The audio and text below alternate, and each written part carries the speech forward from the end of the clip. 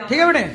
तो जैसे कि हम लोग केमिकल रिएक्शन क्या होता है उसको हम पढ़ चुके हैं, क्या होता है ना, व्हेन टू और more reactants reacts together and forms a new product.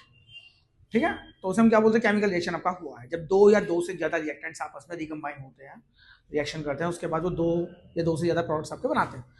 Okay, chemical equation बता दिया मैंने। सिंबॉलिक रिप्रेजेंटेशन जो होता है किसी केमिकल रिएक्शन का, सिंबॉलिक रिप्रेजेंटेशन जो होता है किसी केमिकल रिएक्शन का, उसको हम लोग क्या बोलते हैं, केमिकल इक्वेशन कहते हैं, राइट। ठीक है बच्चों, इतनी बात समझ में आ गई आप लोगों को। अब हम लोग बात करते हैं कुछ बैलेंसिंग की बात करते हैं। पहले केमिकल रिएक्शन को लिखना सीखते हैं, ठीक है ना, राइटिंग ऑफ केमिकल इक्वेशन।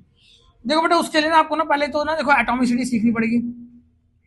ये हमने, मैं थोड़ा सा मैं बता देता हूँ तुम्हें, ठीक है ना, कुछ एलिमेंट्स ये हमने वैसे 9th क्लास में हम लोग सीखते हैं, बट लेकिन केमिकल रिएक्शन लिखने से पहले आपको एटॉमिसिटी के बारे में पता होना चाहिए, ठीक है। ज़्यादा जो भी तुम्हारे 10th में जो यूज में आएंगे बस मैं वो बता देता हूँ आपको, ठीक है। बाकी 9th में जो 9th के लेक्चर्स में दूंगा आप उसमें सीखना बाकी क्या होता है, ठीक है।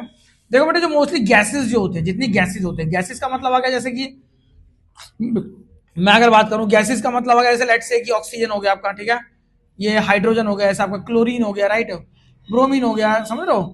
तो ये जो कुछ gases, most of the gases जो होते हैं इन सभी की एटॉमिसिटी 2 होती है। इसका मतलब क्या, ये सभी आपके डायटोमिक होते हैं। डायटोमिक मतलब क्या होता है कि इनका सिंगल एटम उनका एग्जिस्ट नहीं करता, समझे ना। The most stable state of these atoms are 2 atoms, ठीक है ना। इनकी जो डायटोमिसिटी इनके ये शो करते हैं, इसका मतलब ये है कि मिनिमम 2 एटम्स तुम्हारे इनके होने ही चाहिए। मैं किसी ऑक्सीजन को ऐसे नहीं लिख सकता, मुझे इसको ऐसे लिखना पड़ेगा सिंबल इसका, समझ आ रही बात। तो ऑक्सीजन का सिंबल ये होता है, राइट। और बाकी जैसे हम बात करें कार्बन की 1 हो जाती है, ठीक है, कुछ केसेज एक्सेप्शनल केसेस को याद रखना।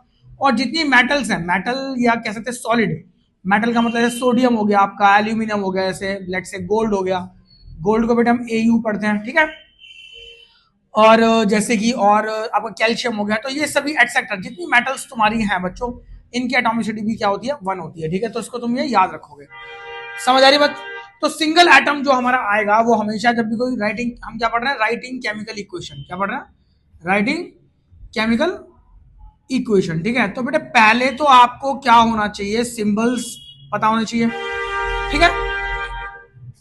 पहले तो आपको सिंबल्स पता होना चाहिए, आपको सिंबल्स लिखने किस तरीके से, उनकी एटॉमिसिटी के साथ उनको सिंबल्स को लिखना होता है, समझ आ रही बात। एंड देन रिएक्टेंट्स को हम लेफ्ट साइड में लिखते हैं और गिव्स का साइन लगाते हैं, और प्रोडक्ट्स को हम लोग क्या लिखते हैं, राइट साइड में लिखते हैं, ठीक है। उससे पहले मैं छोटी मोटी चीजें जो है उसको जरा बता दूं आपको कि कोई भी केमिकल रिएक्शन जो है उसका पता कैसे चलता है कि ये हो रही है, समझे ना भाई। किसी कोई भी रिएक्टेंट से प्रोडक्ट आपका बन रहा है तो कलर में चेंज हो सकता है ना। जैसे मान लो कि मैंने पानी में हाथ धोए, पानी गंदा हो गया, कलर चेंज हो गया, उसका केमिकल रिएक्शन हुई है, समझे। इवोल्यूशन ऑफ हीट हो सकता है, टेम्परेचर चेंज हो सकता है, हीट का मतलब हीट इवॉल्व होगी तो ऑब्वियसली टेम्परेचर चेंज होगा, उसकी स्टेट चेंज हो सकती है, समझे।